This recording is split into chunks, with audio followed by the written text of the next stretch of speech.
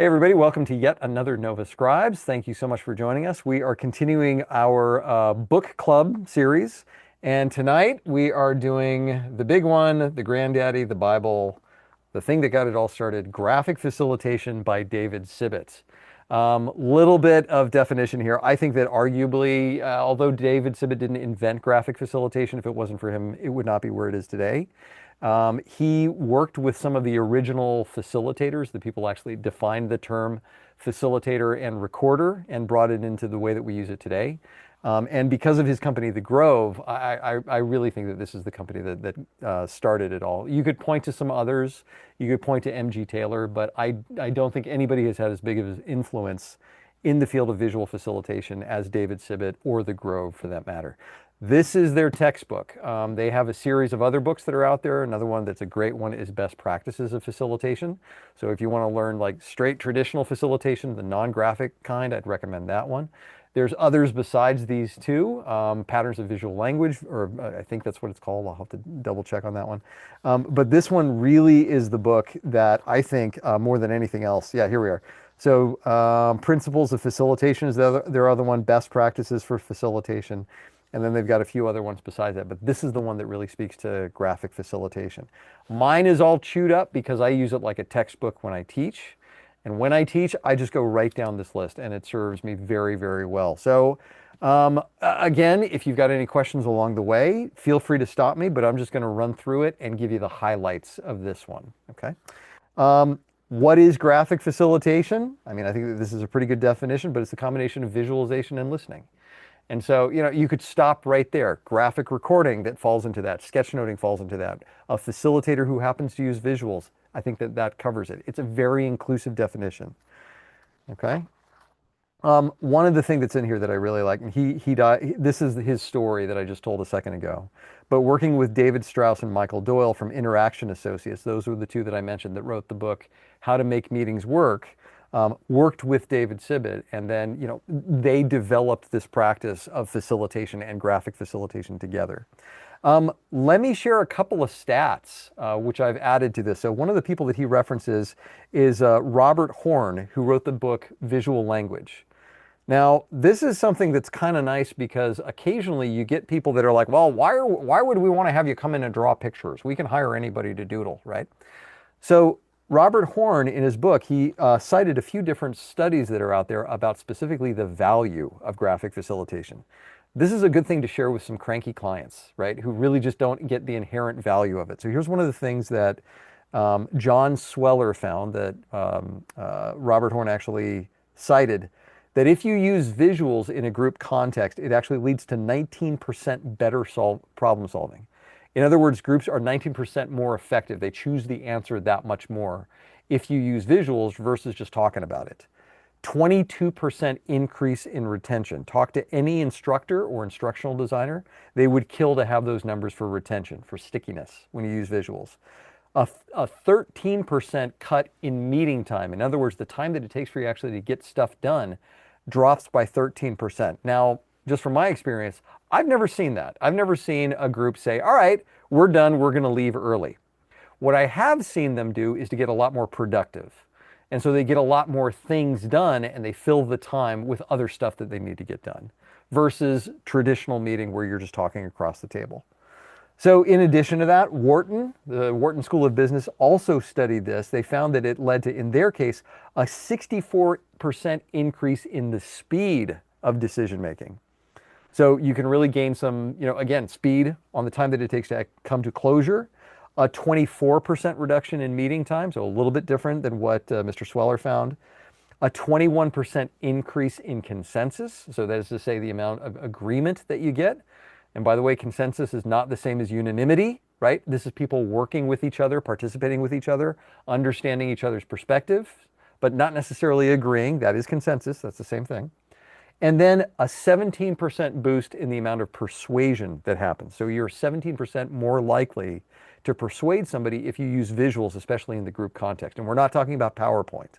This is about using visuals as a part of the group discussion, okay?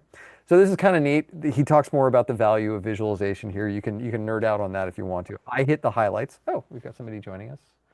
Let me let them in. One of the things that I really like that I'll pull into my classes, here we are. Hi, Kay. Thanks for joining us. One of the things that I really like that I'll pull into my classes is the idea of the journey, okay? And this is something that I think is it's a good thing to consider, right? Which is to say, where are you in your journey of graphic facilitation? This might be a good thing for you to do internally right now, is to consider where we start, which is typically working with inner imagery.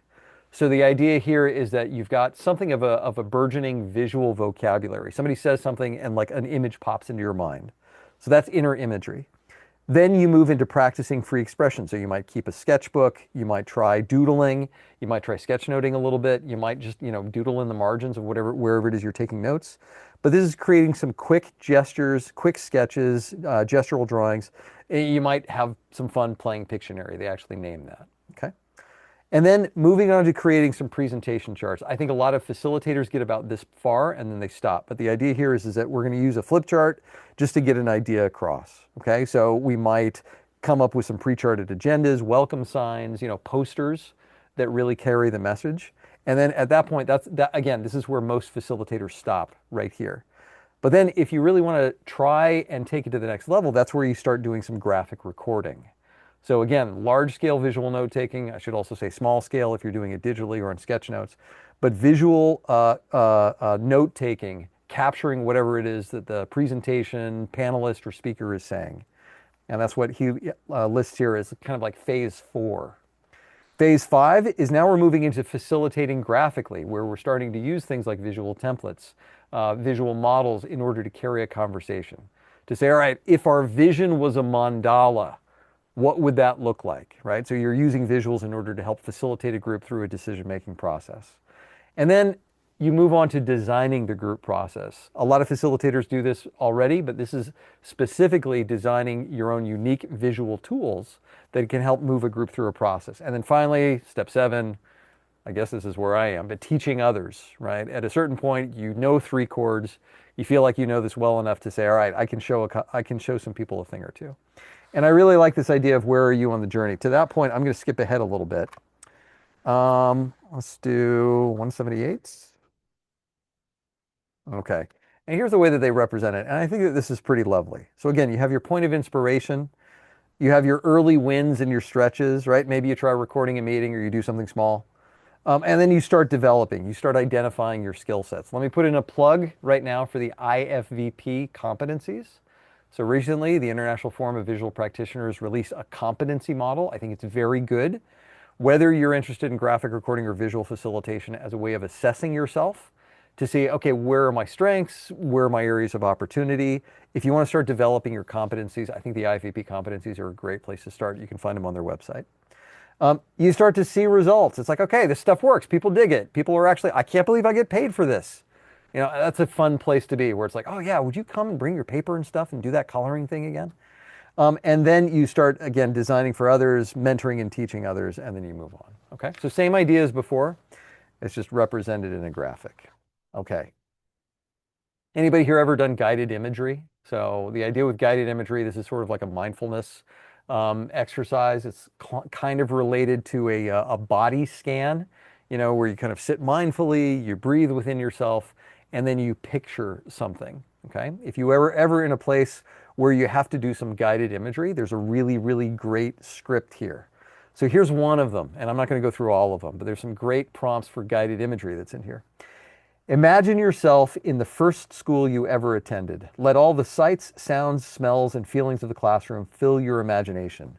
Look around inside yourself for memories. When you were fully engaged in the classroom, imagine yourself sitting where you used to sit. Imagine a sheet of paper and drawing materials, holding the drawing materials, feel the paper. Now draw a picture like you did back in school. Let the whole experience be as vivid as possible. If anybody has read the book Doodle Revolution by Sunny Brown, or even better, if you have seen her TED Talk, which I would highly recommend, she takes the entire audience through exactly this same guided imagery. And the whole thing that she's trying to unlock is the block of, I can't draw. In this guided imagery and in Sunny Brown's TED Talk, it is going back to that one single coherent doodle that people had, whatever it was, right? Sunny goes a little bit deeper into it. I would recommend her TED Talk as a way of checking it out. I've used this same guided imagery to unlock drawing in groups that say, oh, I can't draw, right? This is not my jam, not my thing, can't do it. You know, I have no horse in this race. I don't want to do it. This same guided imagery will get people making marks on paper. I'm just going to keep going until I hear from you guys. Oh, there's one stupid question, but maybe the red notes are part of your book, right? Not your notes? No, yeah, these are the red notes are me. This is my teacher's guide that I use when I'm going through this and actually training others. So yeah, your book, if you got a copy of this, would not have the red markups in it. Okay, just so you know, mine's all ed up. This one's cool. So I've actually adopted this one. So this is the idea of a skills portrait. So they teach you how to draw your star person right there. You may have heard the idea star person before. There's one right there. But you draw a star person and you identify your tools, your skills, and the groups you like.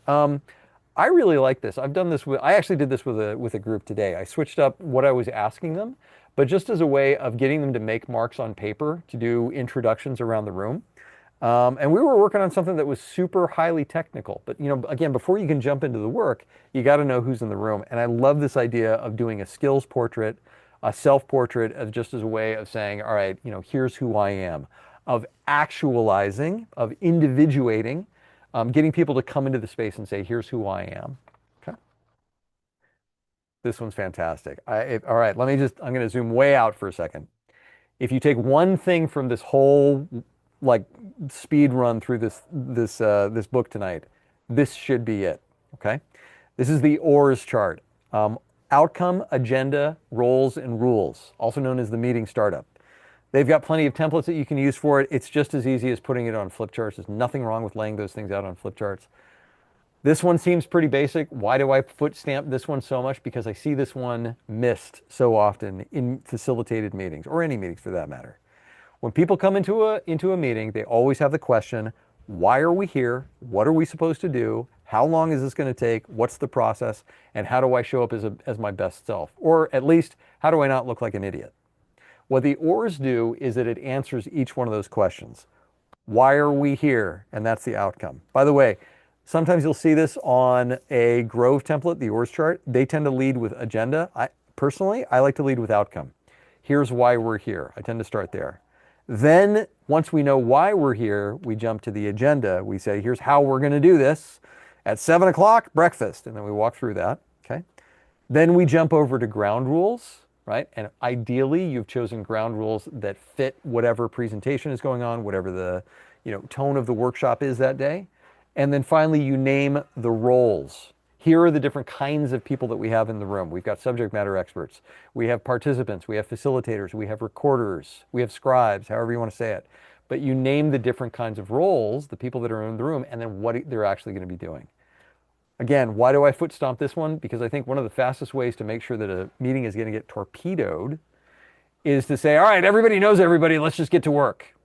That's a huge assumption, and you're asking for failure if you do it that way. Again, one thing you take away from this, always do an ORS at the beginning of every meeting, no matter what. It can be fast. You can spend 5 seconds doing an ORS. It can be really quick.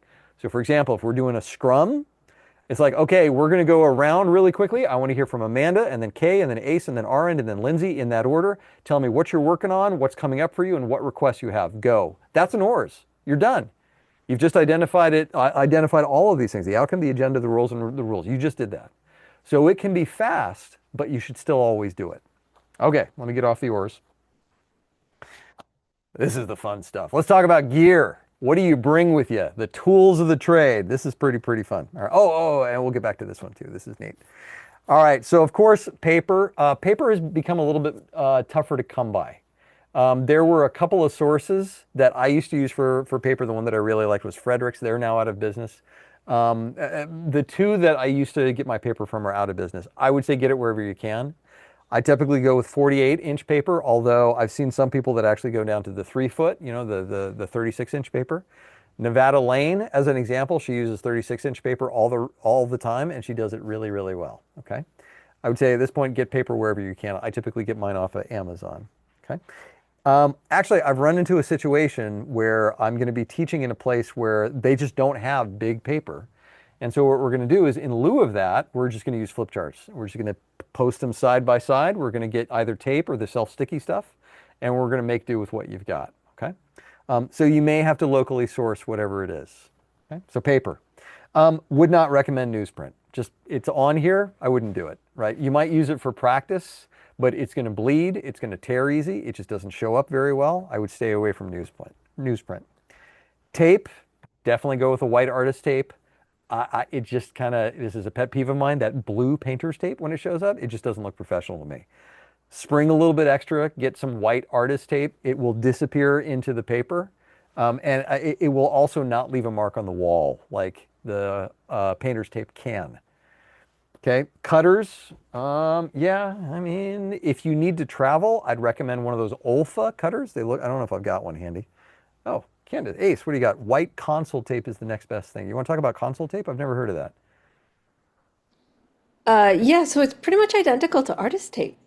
Oh, cool. And depending on the brand, you can find it a little bit cheaper than, the 30 to $35 a roll. Sometimes you'll come across with the artist tape. It But can be yeah, expensive, standard yeah. console tape because this is what they'll put on mixing boards and things like that when they need to constantly relabel. Peels off really easy. Again, it's white.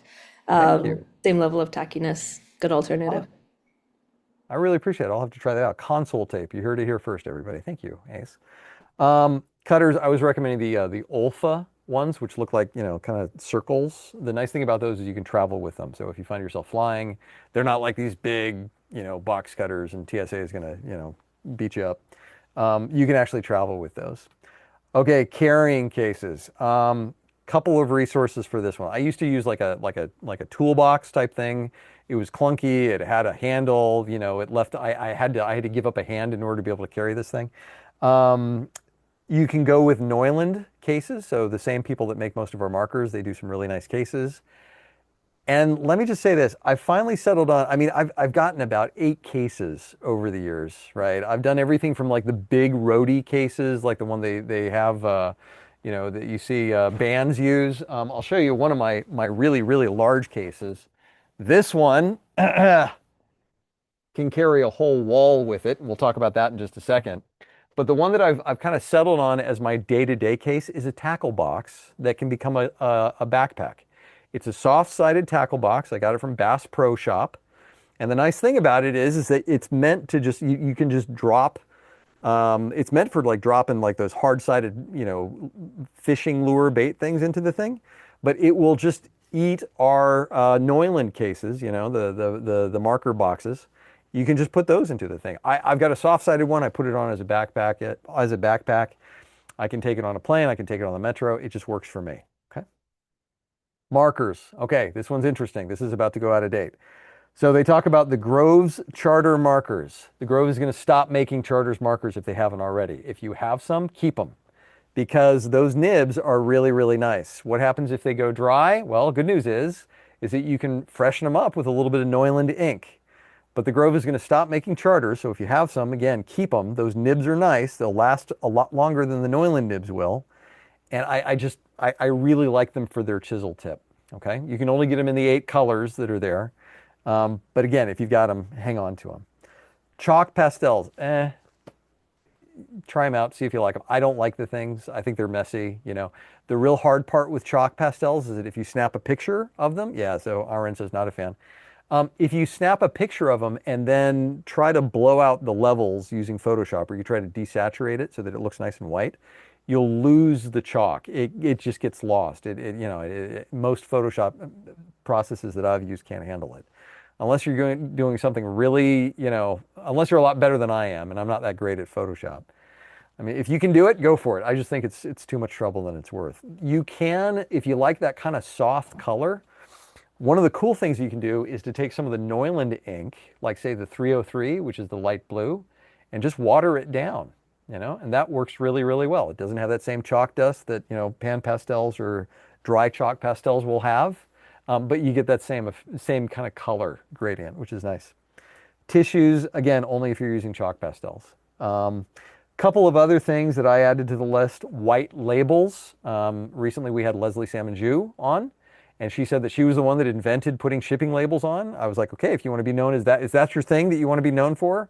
If that's your Mount Rushmore, go for it. That's it. So you can credit Leslie Salmon-Jew for coming up with the idea of putting shipping labels on top of corrections. I also use whiteout, a couple of other things that I keep with me. I really like kneaded erasers because they don't pill. You know, those gray kneaded erasers that are like silly putty. It also makes kind of a fun fidget toy. And then, you know, pencils. And then I actually do like to use Sharpies for very, very fine detail work. Okay. As long as we're on this, is there any other gear that you all like? I guess one is I also have a tube for skis that I use all my paper with. That's kind of fun to bring. Oh, and here, let's slide over this way. Any other gear that y'all have? Did I miss anything? Ace, what have you got? Well, I did want to mention one thing about, I don't know what people here use for markers, but I guess reiterating, don't use any alcohol-based markers Yes. because Yeah. they bleed through the paper and they'll damage walls and they're a pain to clean off. So, yeah, that fun little Yeah. tidbit. Mr. Sketch markers. I mean, those are the next best thing if you can't afford the Neuland markers. So those work really well. As long as we're off the, if we're going to the, if you don't have Neulands, which is fine, right? Eventually get Neulands, right? Don't use Yeah. Prismacolor, which are the alcohol ones, to Yeah. Ace's point. However, there is a hack for that. And remember how just a second ago I said I like to use Sharpies for fine detail work. I have to be careful about bleed, right? And so what I'll do is I just have a backer sheet behind it to protect the wall or whatever easel that I've got, okay?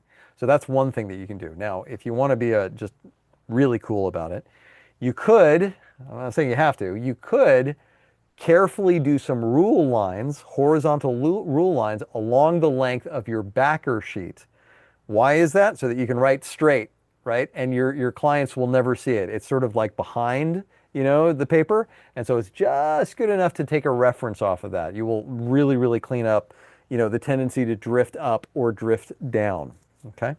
Mr. Sketch is okay. I did have a lieutenant general unfortunately give himself a rather historic mustache by doing this, you know, when he was, yeah, what do you think? You know, what do you think? It was the blueberry one, okay, the blue one. Nice. So Mr. Sketch is okay. Is, you know, you can get the smelly ones, but it's got its own set of problems. I really like Crayola. And you're like, what? Crayola? Yeah, really Crayola. And here's why. Because of the cone tape shaped nib, you can do almost like a calligraphic effect with it, where you do thick and thin, depending on the way that you hold the nib relative to the paper. So you go straight down on it, you get a nice, like tight, narrow line. If you put the side of the cone down, then it gets a lot wider. So Very you can cool. actually do some really cool like calligraphy script stuff with Crayola. All right. Yeah. Sorry, All right. Brian, before you Yeah, go for continue it. on, just to add on to what you said about putting the ruled backing sheet, Yep. it's also helpful to put a grid if you make yourself a grid one, Mm, because then it helps a lot with layouts and spacing and absolutely. creating nice lists and things like that. I've been meaning to put some vertical lines on my backer. I haven't got around to it yet, but you're absolutely right. Like if you're saying, okay, I'm going to turn this into a 4-column chart or a 5-column chart or a 3-column chart or whatever, yeah, that's a really, really good idea. Okay, I'm going to switch my camera around just because I want to show you this, which is making portable walls. Okay. So traditionally, what you do is that you get yourself a big sheet of something. And when I say something, you know, the easiest thing to get is rigid insulation, so 4x8 insulation. The nice thing is that you can get that delivered to whatever the venue is, usually from a home improvement store. Just, you know, you got to kind of stay on them for a little bit. So Lowe's, Home Depot, you know, locally here in the States will do that. And then you just have a couple of artist easels that you can put it on and you're good to go, right? If you want to be a little bit more environmentally friendly, you can get this material that's called Eagle Cell. I think I've also heard it referred to as Falcon board. But think of like as almost like a corrugated cardboard, except it's made entirely out of like white paper. And so it gives you a really, really nice smooth surface that you can draw on. That's in lieu of using regular sheets of foam core or foam board, okay? So Falcon board, Eagle Cell, and I think I've got a piece here that I could show you if you want. But Falcon board and Eagle Cell is really, really nice to be able to draw on. Here's a small remnant of it. And if you can see the edge of it, see how it's corrugated just like a piece of cardboard? Okay. You're definitely going to want to do a color test on it though, because just like with foam board, I think it tends to desaturate your markers. Stuff shows up just a little bit lighter than it would if it was on paper. Okay. One other thing I want to show you when it comes to making your own walls. Now, I got this from Sarah Spencer, and she's kind of a badass about this. So let me show you. So this is that case I showed you before. I don't know. I got a piece of tape on there. This is the case I showed you before. It's a keyboard case, right? We're taking an electronic keyboard around, and in it, I've got a couple of those artist easels. I have a cardboard tube to put my charts in to keep them nice and stiff. And then I have a piece of foam board. Okay, this is 4x8 foam board that I've scored and accordion cut. Okay, so then when I get it to wherever it is I need to get it, I just put it face down. I tape the hinges open, flip it around, do the other side. And now I have a piece of 4x8 and I don't have to worry about Home Depot or Lowe's or shipping anything. I can carry this with me on a plane. And Lord knows I have. Okay, so if you're in a pinch, you've got to get someplace quickly, you don't have time to do some local sourcing, you can bring a wall with you. Again, check out Sarah Spencer's tutorial for how to do that. That one has been a lifesaver. Okay. All right, let's keep going. Paper handling. Anytime I teach graphic recording, I say, listen, if you can do this, you can do anything because this is the hardest thing in the world, right? I mean, I have seen people get divorced over wallpapering issues. Okay. This is akin to that. I'm going to make it as easy as possible without actually demonstrating it. So just like this, you tape the upper left-hand corner, really rub your fingernail into that upper corner tape so that it's not going to come off the wall, and then run it across as far as you need to. Usually at this point, you'll have some helpful person say, how can I help? And you say, stand over there and tell me if it's level, right? You have them stand perpendicular to you about 10 feet away and say, all right, do I want to move this roll of paper that I got up or down? And they tell you, and that's where you stand there and you cut the paper off, you tape it on the top corner, and then you tape the bottom corners and you're good to go. Okay. This is sort of like teaching people how to swim by telling them. You really need to jump in the pool on this one. So I'm not going to spend a whole lot of time on paper handling. But if you're ever in a place where you need to do that, just know you can go back this way. All right, marker anatomy. This one's one of my favorites. So there's actually different parts of the marker. And you've probably seen this before, but some people will just grab a marker and they'll go, and they don't really pay attention to the way that the chisel tip is oriented relative to the paper or anything else. Again, I'm not going to spend a whole lot of time on this, just to say that you use the tip, the very tip, for your fine line work. You can use the whole edge here, this blade part, to do thick text, thick lines. Things like a thick line on a box, if you want to give it a little bit of a shadow. And then there's this super secret part of the marker that nobody knows about, which is the heel. This is the inside corner of the chisel tip. Okay, so you got your outside corner, which is the tip that you always draw with. But then there's this inside tip. It's like, what is that for, right?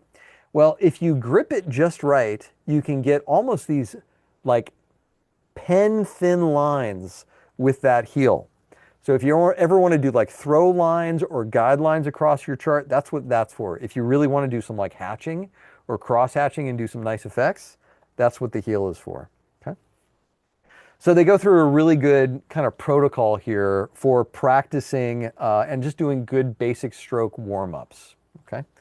So drawing some squares, drawing some triangles, loosening up your body, circles, spirals, curves, and see, we're moving in the direction of now we're actually drawing things where we get towards horizon lines, which I think the Grove is known for, right? Their visual vernacular, the vocabulary, it's all about big landscape, as you can see right here, okay? All right, we're gonna skip ahead a little bit here. Let's talk about lettering. So caps for headers, lowercase for detail, slant for variety. You could stop right there, okay? Just a word on all caps versus lowercase. Let me just say this. I tend to prefer lowercase even if I'm writing big. The reason for that is it's more legible. So if you think about driving down the freeway, most of your road signs that don't say something like stop or exit or right, like the stuff that'll say Washington, right? Big long Cincinnati. Those big long words are always going to be in sentence case. Why is that? Because it's easier to read. So the same way, you may, this is up to you. This is kind of not everybody believes this. I've seen charts that are entirely in all caps, and if that's your thing, that's fine. I tend to prefer to write in sentence case just to make things a little bit more legible, you know, easier to read. Okay. I know I'm going fast. Stop me if I'm going too quick.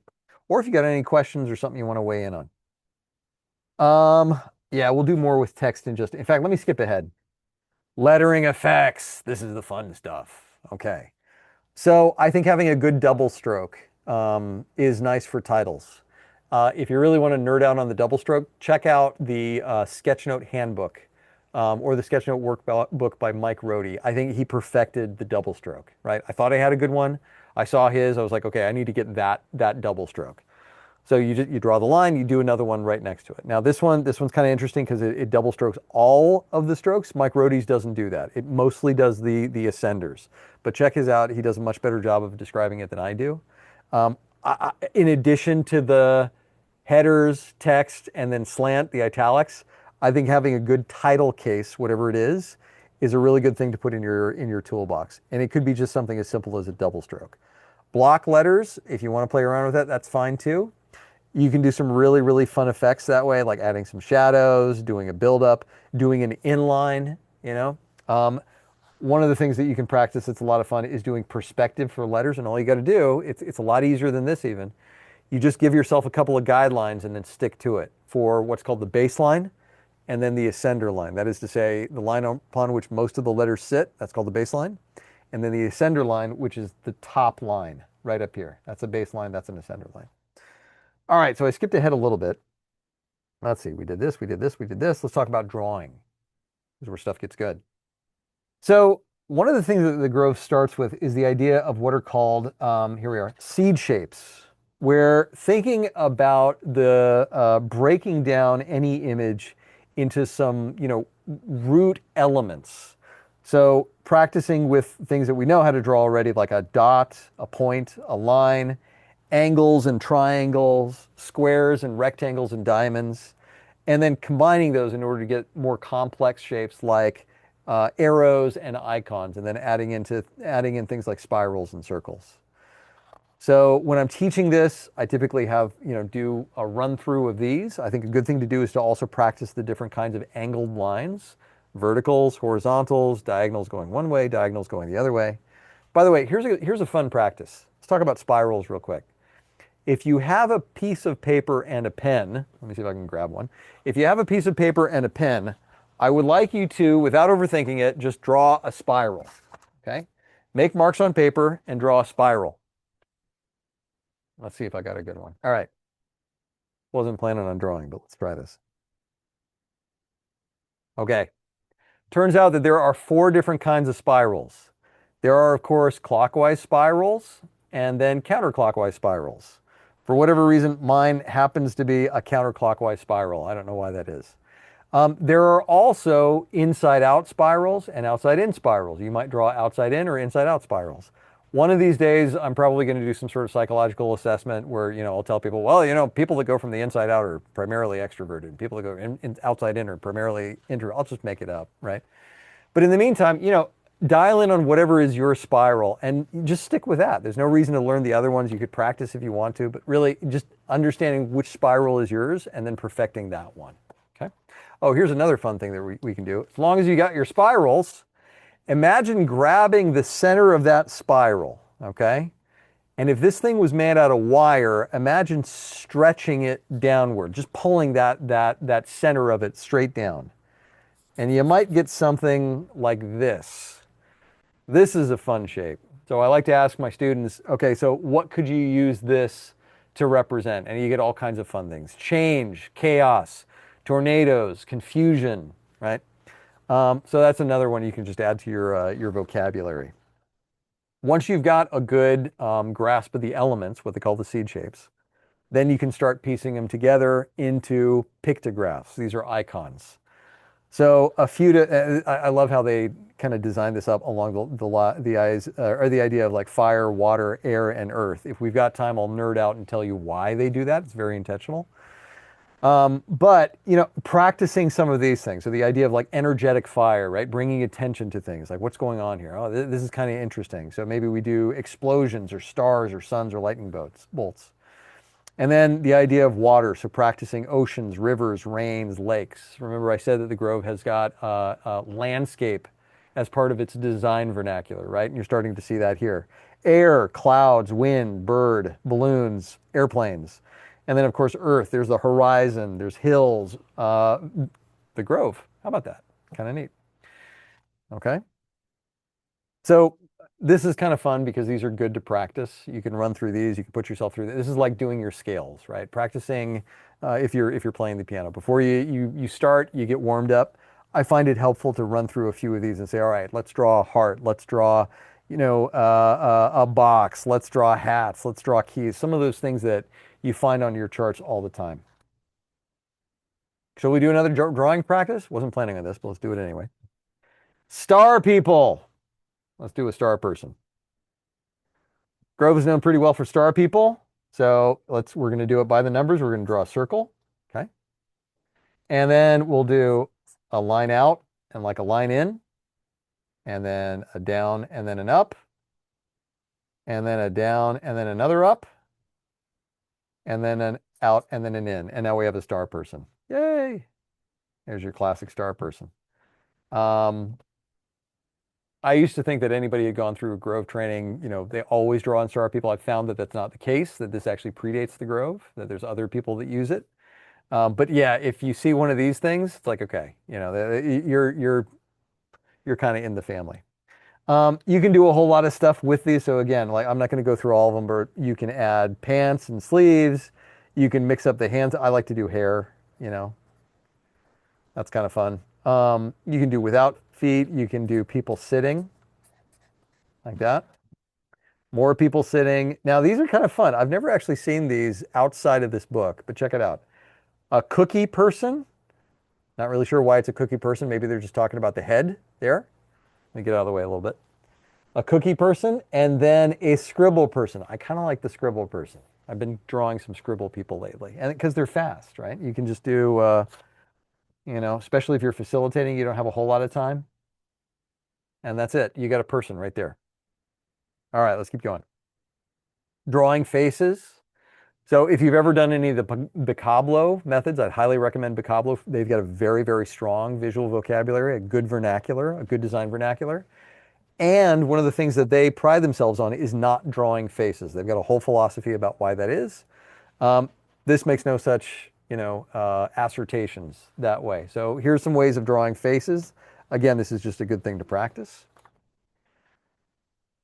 All right. If we were in the room together, I would totally have us end with a graphic jam. This is one of my favorite things to do. Okay. I'm just going to speak to it, and this might be a good thing for you to do for your own practice.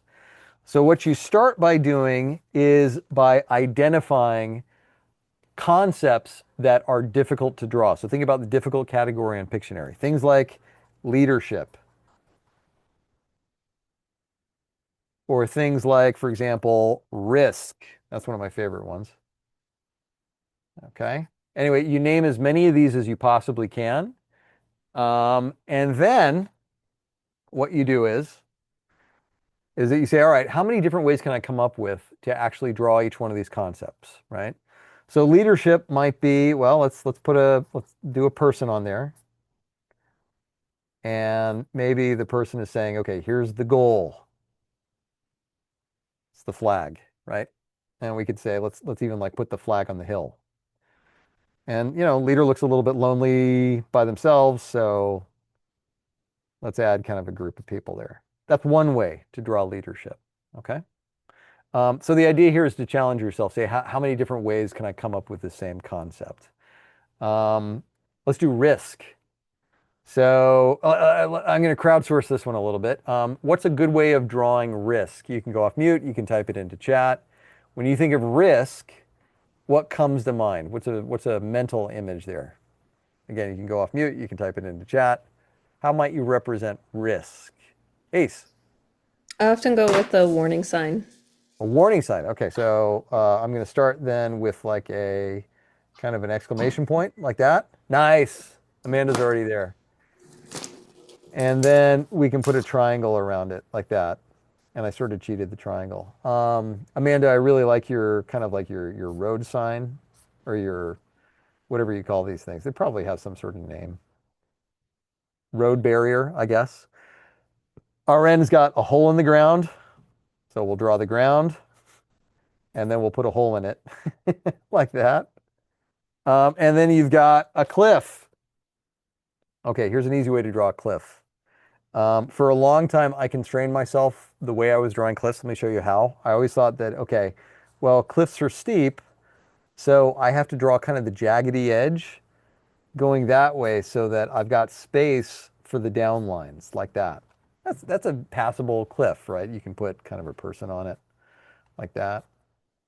But only recently, I don't know why it took me 20 years to figure this out, I realized that if my space on the paper doesn't allow for it, I can draw a cliff like this. It's like, well, wait a minute now. I can't draw a line straight down to indicate, like I could with the other one. Well, that's okay. I just draw them at an angle a little bit. And it's just a less steep cliff. So that's another way you can do a cliff. I always like to put a little person there just to, give that sense of like suspense, right? Oh my gosh, there's a guy on the edge. But here's my two favorite ways of drawing risk. Two favorite ways of drawing risk, okay? I'll show you the simple way and then the even more simple way. Here's the simple way. You're like, what is that? Oh, it's a bat. Round bombs. When was the last time you saw a round bomb? This is very Rocky and Bullwinkle, right?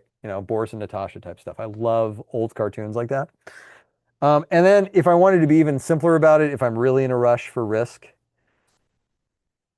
okay. Da da da da da da. Yep, RN got it. Exactly. Very nice. It's a shark. Okay. So that's a graphic jam. The graphic jam is that you give yourself some concepts. If you're doing this in a group, you can pass the paper around. And it's like, oh, Brian already thought of bombs and sharks. I got to come up with something else for risk. Okay, that's a graphic jam. I'm going to skip ahead a little bit. All right, this is a pretty key concept. And it's one that I think is lost even with a lot of seasoned graphic facilitators. And that's the idea of synthesis and hierarchy, okay? So one of the things that the Grove teaches is the idea of what's called glance, scan, read, study. And when I say that, at a glance, this is usually the title. This is the thing that appears at the top of the chart, the biggest thing. Hey, Tim, glad you can make it. When I say scan, I'm talking about headers, okay? So that would be the thing that's like the next level down. There's not a good example on this chart, but I'll show you one later. And then when I say read, I'm talking about the fine text, the smallest level of text that you get, okay? And so glance, scan, read, think about that as like hierarchy of information. The most important idea, that being your title, that being the thing that you get at a glance, and then the sections of the chart usually divided up by the scan level, that being the headers, okay? And then of course the read being the lowest level of text. Yeah, it guides the eye. Now that pulls in the last part, which is study. Now, when I first learned this, I had a misconception of what study meant. I thought it was just another layer down the iceberg in terms of hierarchy. It's not. When they talk about study, they talk about the layout, the way that one piece of the chart flows into the next piece of the chart. And so the way that, these different elements work with and interact with each other. So if I was looking at it as a complete composition, what would it tell me? And so let's just take a look at this as an example. If I'm looking at this, it's like, okay, I see that I've got there's a house over here and there's trees over here and there's a horizon line over here. If I was thinking about this at a scan level, I'd be noticing how these pieces and parts work with each other. So in this case, this is a personal reflection. So I'm going to reflect on my family, my tools, my garden, my big clients, right? Whatever it is. But the study, again, we're talking about layout. We're talking about how the pieces and the parts work with each other. Okay. All right, I'm just going to show you a few more things before we dive into templates. Okay. Facilitators. This is the team portrait. I cannot think of the last time I facilitated and didn't do a team portrait. It's just one of these things that I think you do in every room. So wherever you are, let's say that you're in a horseshoe, you draw a horseshoe. Let's say that you've got, pods, you draw tables like that, or whatever the room is, but you start by drawing the layout. And then you give your group a prompt for introductions. At the very minimum, give me your name, your role in the organization, and then give me an outcome that you'd like to get out of this meeting. And then as we go around, you record names, roles, and outcomes. And that's a team portrait. Okay. So earlier, I think we touched very briefly on the idea of actualization. This is an opportunity for the team to actualize to who is in the room, right? It's a way of stopping. This is where we clarify the roles. If you remember going back to the ORS chart, outcome agenda, roles and rules. This makes sure that we've got the right people that are in the room. Okay. All right. Couple more things I want to show you. Some of you may be familiar with what are called the strategic visioning cards. Those cards they're brilliant. It's a series of visual templates. Again, I use them all the time, from everything from strategic planning to coaching. And so they actually have a quick summary of, I think, their most popular strategic visioning cards, their visual templates, right here on page 120 of the Graphic Facilitation book. So stuff like a graphic history, a context map, a SWOT analysis.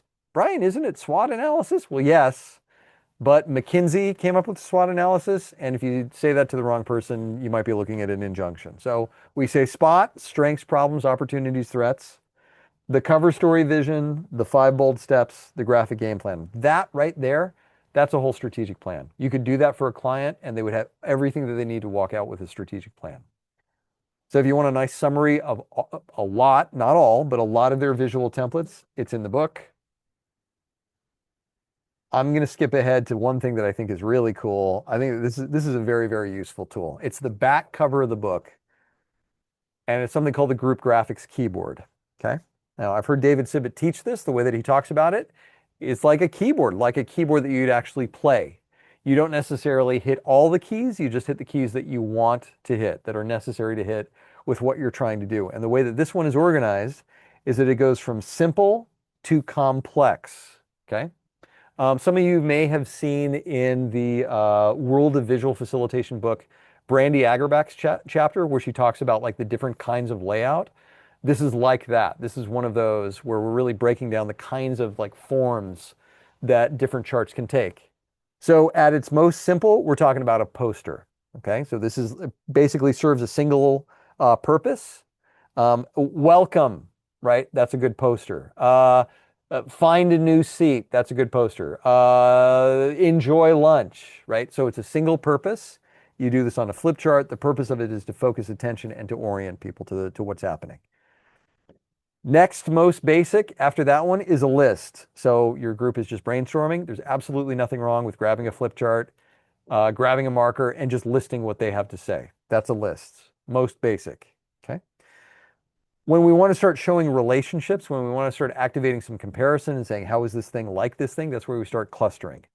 Now, ideally, we would have these things on sticky notes and we can move them around. That's why we've got those. So we can say, oh, this thing is like that thing. But then we start moving into clusters, right? We're showing relationships spatially. When we want to start comparing, that's where we might bring in things like a grid, and we can do a high-low. We could do an impact implementation matrix. How hard is this going to be to actually do versus what's the impact? Are we going to make a lot of money or not much money?